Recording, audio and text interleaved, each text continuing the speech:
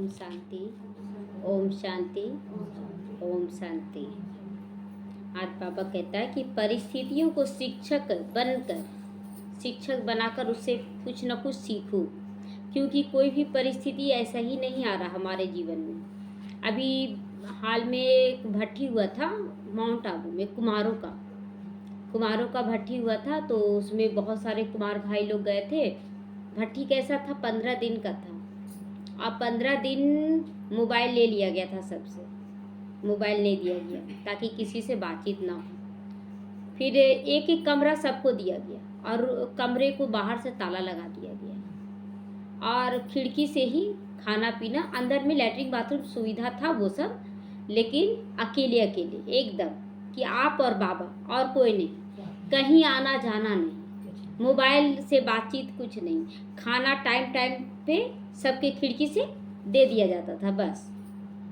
अब जब एक कुमार अपना अनुभव सुना रहे थे, तो पहला 1-2 दिन बीता ना तो उनको बेचैनी लगने लगा। मोबाइल नहीं रहेगा हाथ में, और जिसको थोड़ा बहुत भी देखने का आदत है, कुछ ना कुछ गाना सुनने का, कोई क्लास सुनने का आदत है, ठीक है बाहर चीज़ नहीं सुनेगा कोई मोबाइल से, लेकिन क्लास ये सब तो सुनने का आदत है। तो एकदम नहीं मिला तो बेचैनी अनुभव किया 2 दिन। फिर तीसरा चौथा दिन एकदम मतलब तड़पने लगा, और तड़पने में क्या हुआ कि उसका सारा संस्कार पहले का याद आने लगा। और ये 2-3 दिन चला, न रात सो रहा न दिन सो रहा है। खाना भी अच्छे से बैठे रहेगा तो खाना खिलाएगा, उतना खाना भी नहीं खिलाने लगा। और बहुत मतलब बाबा को याद करने लगा कि बाबा ये क्या हो रहा है, बाबा हम तो अच्छे सोच के आए, लेकिन यहाँ तो मेरा मन ही डिस्टर्ब हो रहा है। और सारा पुराना बात, वो ऐसे किया था, वो ऐसे किया था, वो सारा अटैक करने लगा हर तरह से, और वो और ज़्यादा बेचैन। लेकिन उसमें क्या था कि बाबा के यज्ञ में भट्टी में गया था ना, तो बाबा को तो याद करना छोड़ नहीं रहा होगा, टाइम टू टाइम याद तो करता ही होगा। गाना बजता था माउंट आबू में, हर घंटे में गाना बजता है, ट्रैफिक कंट्रोल, अमृत बेला का सब कुछ कमेंट्री सब उसके हर रूम में लगा हुआ रहता है ना, तो सारा आवाज़ जा रहा उसको, तो वो सुनता था। तो बाबा को याद करते गया, फिर अपने अंदर संकल्प उठाया कि हमें क्षमा याचना करना चाहिए। तो रोज़ क्षमा याचना करने लगा, एकदम छोड़ दिया कि अब जाओ जो होगा होगा। इस तरह से 10 दिन बीत गया, मतलब क्षमा याचना दुआ।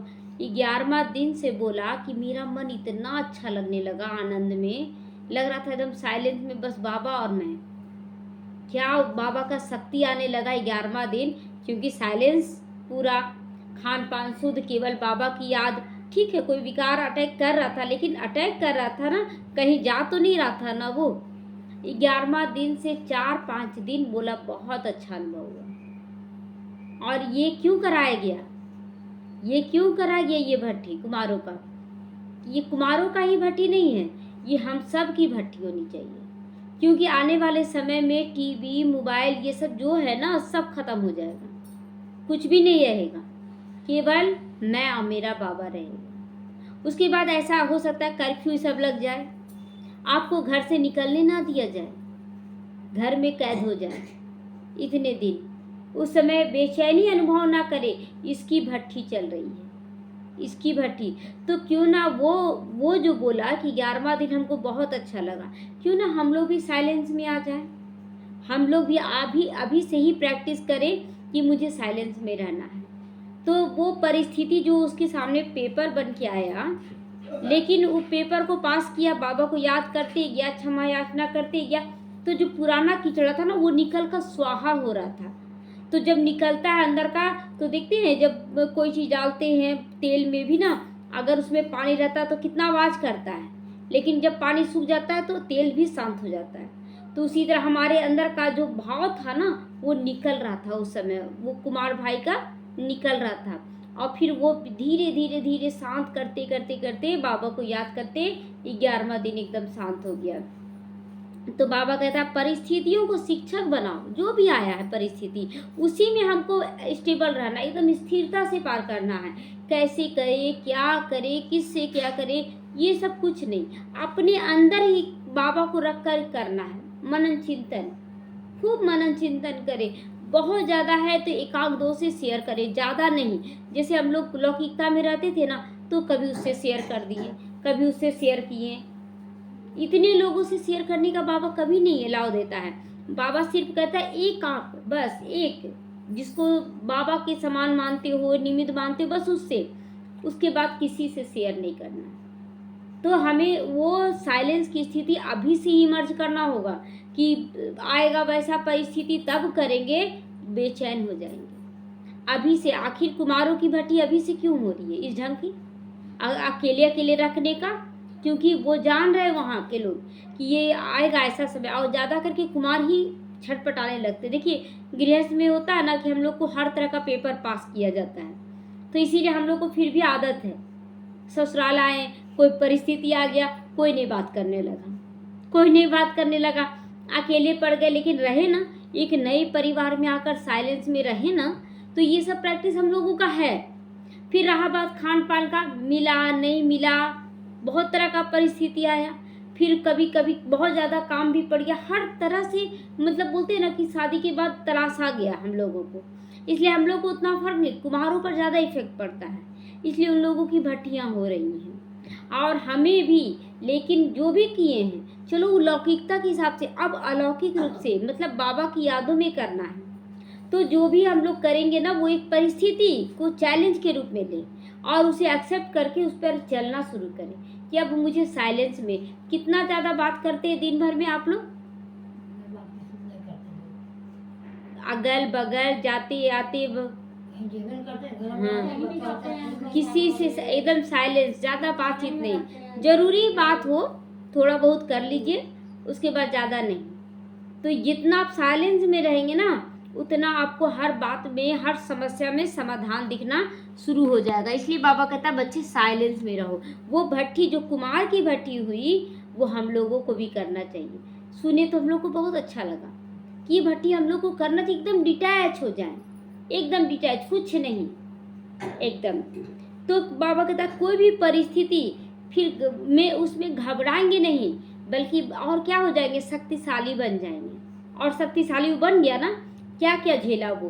पहले तो उसको मन ही नहीं लगने लगा, मोबाइल ये सब ले लिया गया, तो उसके बाद उसका पुराना स्वभाव संस्कार अटैक किया, कौन कौन क्या किया सारा कुछ याद आया, लेकिन लास्ट में फिर वो विजय प्राप्त किया।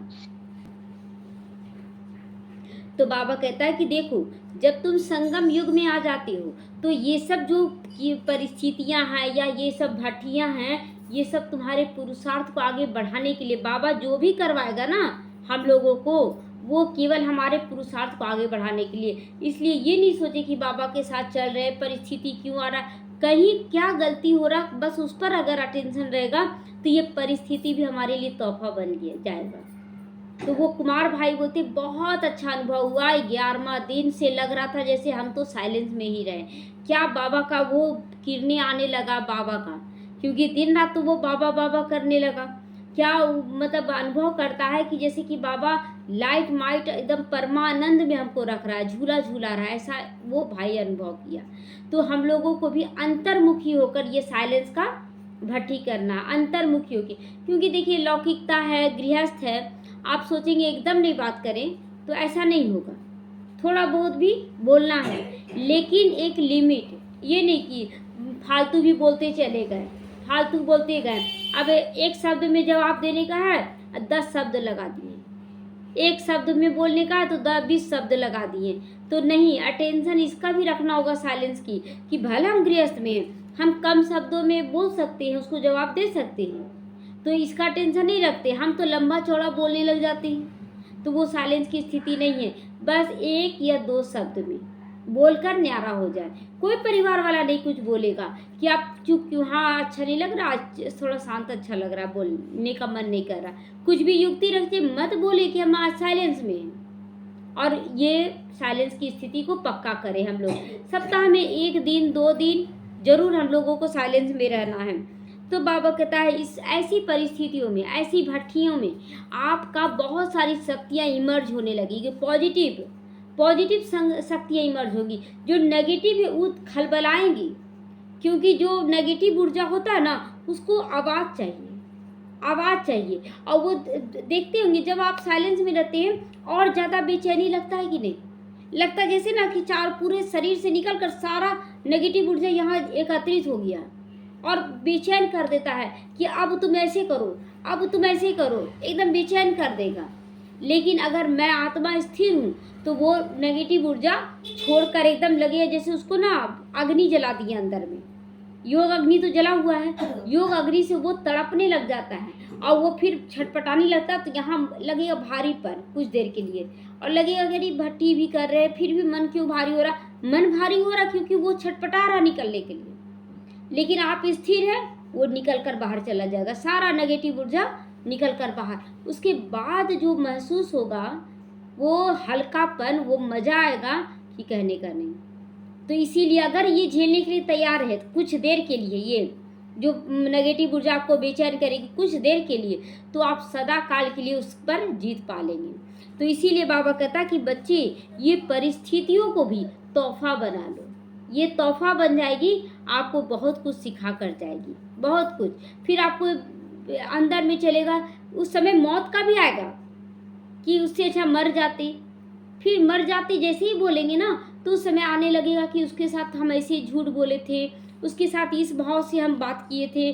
सारा कुछ सूक्ष्म से सूक्ष्म बात भट्ठी में याद आने लग जाता है, सूक्ष्म से सूक्ष्म बात। और उसके बाद उस समय लगेगा हम क्या किए, क्या किए, ऐसा नहीं करना चाहिए था हमको। तो ये सब जब उठने लगेगा तो समझ लीजिए कि आपके अंदर का जो किचड़ा था वो जल रहा है, खत्म हो रहा है। और उसके बाद उसको जलाते चले जाए, जलाते चले जाए, और फिर बोले कि बाबा मुझे बहुत अच्छा करना है। अब उसके बाद जो वो भट्ठी 15 दिन का होगा, उसके बाद जब निकलेंगे तो आपको यही बार बार याद आएगा भट्ठी, और सोचेंगे कि नहीं अब किसी भी आत्मा के लिए एक संकल्प गलत नहीं, जो जैसे कर रहा ठीक है, चलो मेरा सेवा है, बाबा आप करवा रहे हो, बाबा आप करवा रहे हो। अभी देखिए उषा दीदी का एक सुन रहे थे तो बोली कि केवल मतलब न्यारा प्यारा हर चीज में रहती थी, कोई संकल्प विकल्प नहीं। लेकिन अभी जो हो गया है ना, ब्राह्मणों में भी तमो प्रधानता आ चुका है। वो खुद बोली, दीदी भी बता रही है कि देखिए उस समय परख शक्ति की जरूरत नहीं पड़ती थी, जिस समय दादियाँ थी बस बाबा बाबा उन लोग एक जप करती रहती थी, अजपा जाप। लेकिन अभी क्या है कि अब परख शक्ति की जरूरत पड़ रही है। कहाँ से जुड़े कर, एक ही कुंती का पुत्र, 2 पुत्र खड़ा है पावरफुल, एक तरफ कर्ण और एक तरफ अर्जुन, एक तरफ दुर्योधन तो एक तरफ कृष्ण। कृष्ण की तरफ थे ना अर्जुन, और कर्ण था दुर्योधन की तरफ। ये परख शक्ति अब चाहिए हम लोगों को, ये परख शक्ति। हम किसी से ना जुड़े, एक बाबा से जुड़े, अंदर में ये चलाएं पहला। दूसरा क्या है कि हमें विश्व की सभी आत्माओं से प्रेम करना है, एक भी आत्मा रह ना जाए जो हमसे नफरत कर रही है। देखिए जरूरी नहीं है कि वो आप इस ज्ञान में आ ही जाए, जितनी आत्माएं हैं टोटल आत्माएं तो नहीं आएंगी। उसके बाद ये भी नहीं कि वो आत्माएं आपका सहयोगी ही बने इसलिए हम योग लगाएं, ना योगी बनेगी ना सहयोगी बनेगी। लेकिन हमें क्या सोचना है, बाबा मेरे सारे हिसाब किताब इसके साथ चुकतू हो जाए। और ये भी केवल बाबा को मतलब आपको पहचानना है कि हाँ बाबा है, ठीक, वो आना ना आना, सहयोग देना ना देना वो उसकी मर्जी। लेकिन हमारे साथ जो कार्मिक अकाउंट है वो एकदम शांत हो जाए, और बाबा उसको महसूस हो कि ये भगवान का कार्य कर रही है। इस तरह से हम लोगों को उसको सकाश देना कि तुम्हारे ऊपर कोई जबरदस्ती नहीं है, तुम आओ और इस ज्ञान को सुनो, नहीं भी सुनो लेकिन तुम अच्छे कार्य तो करेगी ना, क्योंकि हमारी स्थिति का प्रभाव उस पर पड़ता है। तो इसीलिए हम लोगों को मौत का देखना है कि हम मरने वाले हैं, और मरने समय क्या स्थिति होना चाहिए। तो जवाब तो एक ही आता है, सब अच्छा करना चाहिए, सबके साथ अच्छा रहना चाहिए, कुछ सोचना नहीं है, कोई संकल्प नहीं। मरना है तो क्या सोचना, अब 4 दिन के बाद हम मर जाएंगे, 4 दिन 3 दिन तक आप कुछ कीजिएगा गलत, चौथा दिन तो जाने का रहेगा संकल्प। तो कुछ भी नहीं गलत कीजिए, चुपचाप करते जा रहे, बस ये स्थिति बन जाएगा जब मौत सामने रहेगा तो, कि नहीं अब किसी से कोई बैर नहीं है, अब हम जा रहे हैं, तो विदाई भी मेरा बहुत अच्छे से होना चाहिए। तो इसीलिए बाबा कहता है कि ये सब हम लोगों को क्या करना है, पहले से तैयारी करना है। ये सब भट्ठियाँ हम लोगों को करनी है, चाहे घर गृहस्थ में रहे कोई हर्जा नहीं है, लेकिन भट्ठी कर सकते हैं। किसी दिन उपवास करना रहता है, पूजा करते हैं, तो उपवास सभी लोग खाना खा रहे हैं, लेकिन आप उपवास रहते हैं कि नहीं, उपवास करते हैं ना, उस समय तो ये नहीं सोचते हैं कि सभी लोग खाना खाएंगे तो हम उपवास कैसे रहें, नहीं सोचते। उसी तरह अगर सभी लोग बोल रहे हैं लेकिन मुझे साइलेंस में रहना है तो मुझे रहना है, आज मेरा उपवास है। एक दिन पहले बोल दे, फिर बोल दे सबको कि हाँ उपवास है, और दूसरा दिन कोई कितना बोले थे ना, नहीं बोलेंगे लाइए लिख देते हैं, लेकिन बोलने का कर दे, ठीक है। संकल्प भी चलेगा पहला बार में, कोई हर्जा नहीं, लेकिन मुख का मौन अभी से हम लोगों को प्रैक्टिस ये करनी चाहिए। तो इसी से हम लोगों का आंतरिक जो शक्ति है वो बढ़ेगा, और आंतरिक शक्ति जब बढ़ेगा तो अंश मात्र भी जो हमारे अंदर विकार है वो सारा इमर्ज होगा। आप सोचेंगे कि भट्टी कर रहे हैं तो बड़ा अच्छा हो, नहीं, उसके बाद वो स्वाहा होगा, तब जाके वो हल्कापन महसूस होगा। तो आज से हम लोग ये प्रतिज्ञा ले लें, हम लोग को भट्टी करना है, और भट्टी में जो भी परिस्थितियाँ आएगी उसको हमको बहुत अच्छे से पास करना है। सोचना नहीं है कि हम क्या कर रहे हैं, गलत कर रहे हैं, सही नहीं, बाबा को याद कर रहे हैं, कुछ गलत नहीं है।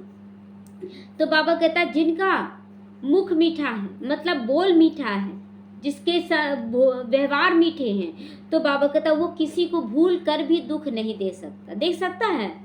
जिसका अंदर का स्थिति एकदम प्यार भरा है कि हमें सबसे प्यार करना, वो किसी भी हालत में किसी को दुख नहीं देगा। कोई कुछ भी बोल रहा है, कोई कुछ भी कर रहा है, चलो कोई बात नहीं, मुझे अच्छा करना है। तो बाबा कहता है कि बच्चे ये स्थिति अपनी बना लो कि सामने वाला 1000 गाली दे रहा, आपको धोखा दे रहा, आपको कुछ भी कर रहा, लेकिन आपके अंदर एकदम साइलेंस की स्थिति अंदर का भी रहना चाहिए।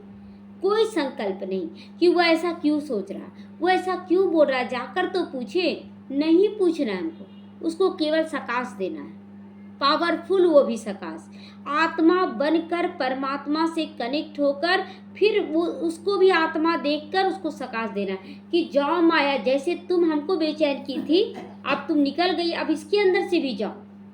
तुम माया हो, आत्मा रहती तो इतना प्यार से वो बात करती, आत्मा नहीं है अभी, ये है माया, जब कड़ा व्यवहार करिए। तो इस तरह से साइलेंस में ना आप सब कुछ ठीक कर सकते हैं, बहुत अच्छा कर सकते हैं। और बोलते ना साइलेंस में सब कुछ क्लियर दिखता है, क्या सही क्या गलत, हर चीज़ बहुत क्लियर देता है। आप जितना मौन में रहते हैं रह कर देखिए, मौन, कुछ नहीं ज़्यादा बोलना, करके देखिए ये कुछ दिन का भट्टी, आपको बहुत अच्छा लगेगा। मौन की भाषा जो समझे अंतर का सुख वो पाता है। गाना क्यों बना, बाबा का सॉन्ग क्यों बना कि मौन की भाषा जो समझे अंतर का सुख वो पाता है। तो बहुत मजा है अंतर का सुख पाने में।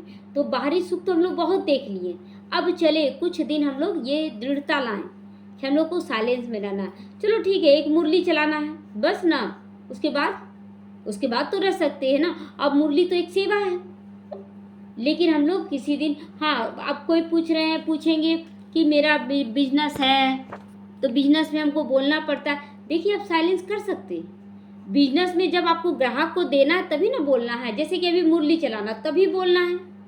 तो जिस समय आप ग्राहक को दे रहे हैं तब तक बोले, उसके बाद साइलेंस रह जाए। फिर बहुत लोग बोलते हैं कि नौकरी पे हैं, तो नौकरी में भी जो ज़रूरत है उस समय आप बोल लें, उसके बाद कोई व्यर्थ नहीं।